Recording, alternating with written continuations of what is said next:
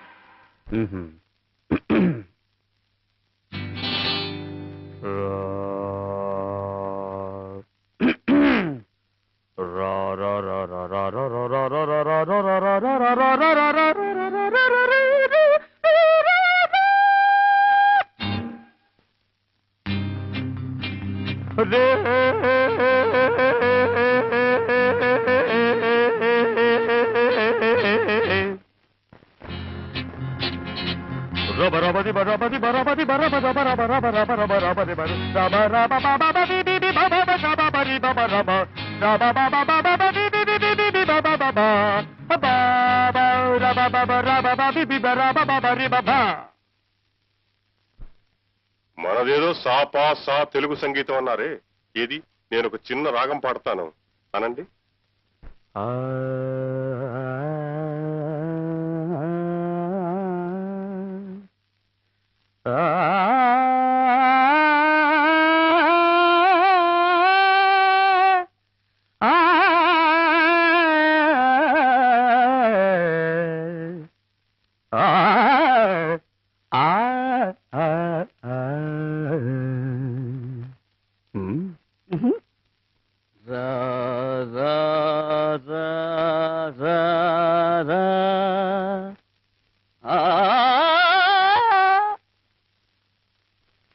Hereafter don't be silly, stupid and childish. Music is divine whether it is Western or Indian. సంగీతానికి భాషా భేదాలు స్వపర భేదాలు ఉండవు. అది ఒక అనంతమైన అమృతవాయు. ఏ జాతి వాడైనా, ఏ మతం వాడైనా, ఏ దేశం వాడైనా ఆ జీవధారలో దాహం తీర్చుకోవచ్చు. ఒక రకమైన సంగీతం గొప్పదని, మరొక రకమైన సంగీతం అతమమైనదని నిర్ణయించడానికి మనమెవరం? మన ప్రాచీన సంగీతాన్ని, సాంప్రదాయాన్ని అవగాహన చేసుకోకుండా దాన్ని మీరిలా అవహేళన చేయడం మూర్ఖత్వం.